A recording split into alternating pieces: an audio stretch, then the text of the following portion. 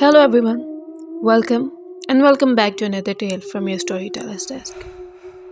The research for the proof of existence of ghosts has consumed the time and energy of any number of scientists, psychical investigators, and ghost hunters over the years. Most have toiled quietly and in obscurity.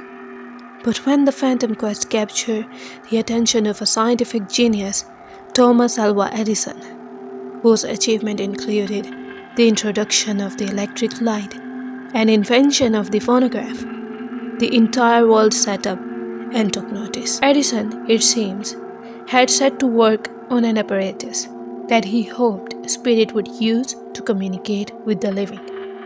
Not that Edison admitted to believing in ghosts, it was his desire.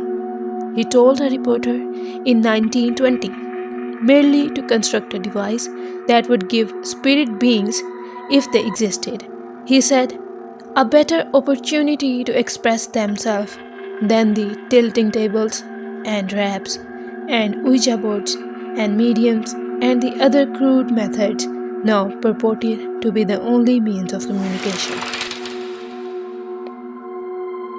In Edison's words, the device would be so sensitive that the slightest effort which it intercepts will be magnified many times, making it as valuable to the psychic researchers, he believed, as the microscope is to the scientist. Whether the aging Edison had lapsed into senility, as many skeptics undoubtedly thought, or was poised to earn psychical research a place of respect in a scientific community, no one knows. His device for contracting ghosts remained shrouded in secrecy, either unsuccessful or incomplete at the time of his death in 1931. His theory, however, was taken up, and some would say proved, quite by accident in 1959 by a Russian-born painter, musician, and film producer named Fredrik Jurgensen. Jurgensen, who lived in a villa near the Stockholm, had gone out to the countryside to capture the singing of finches with his battery-operated tape recorder. When he played the recording back, however, he heard interspersed with the chirping of birds what seemed to be human voices speaking in Swedish and Norwegian.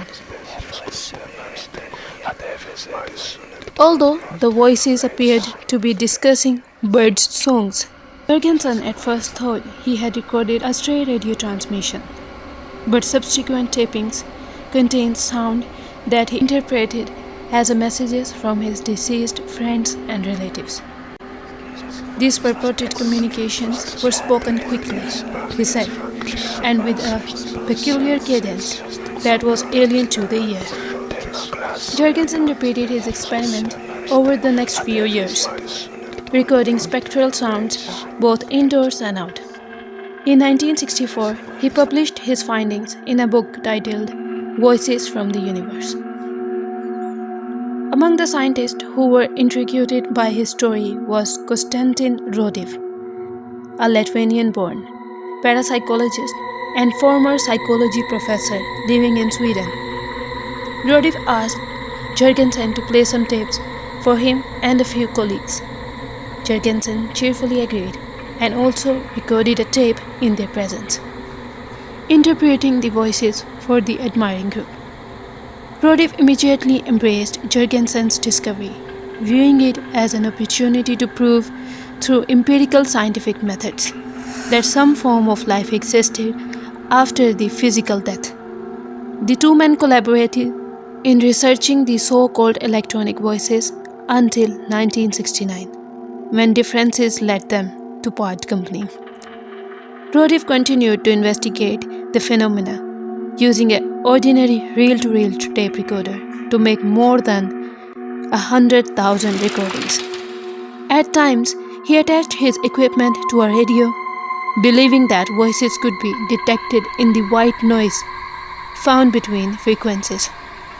Rodiv claimed to recognize many of the voices he heard on the tapes, and some of them allegedly identified themselves.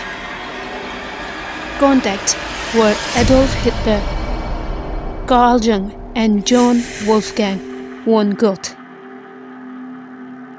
An exhaustive account of Rodif's work, which included a small phonograph record containing samples of the alleged voices, was published in 1968.